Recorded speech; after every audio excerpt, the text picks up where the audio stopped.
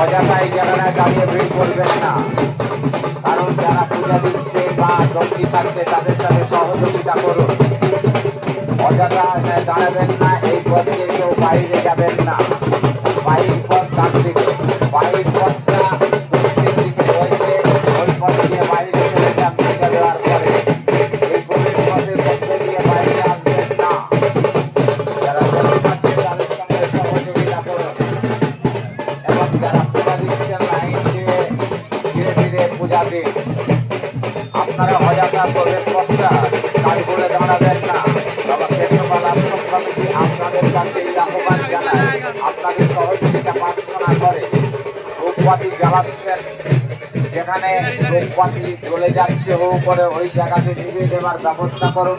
ধূপ জ্বালিয়ে ঘোরাবেন না, আপনাদেরকে বারে বারে বলছি, ধূপ জ্বালিয়ে ঘোরাবেন না। ধূপটা হাতে রেখে প্রার্থনা করুন, বাবার আশীর্বাদ নিন, ওটিকে সঠিক জায়গায় দিয়ে দিন।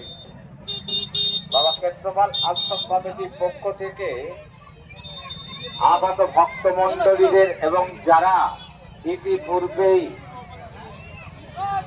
সুদূর জগন্নাথ ঘাট থেকে জল নিয়ে মধ্যরাত্রির থেকেই আসছেন বাবার কাছে জল ঢালতে, তাদের উদ্দেশ্যে জানানো যাচ্ছে যে 2টোর আগে পর্যন্ত মন্দিরে আপনারা জল ঢালার জন্য প্রবেশ করতে পারবেন।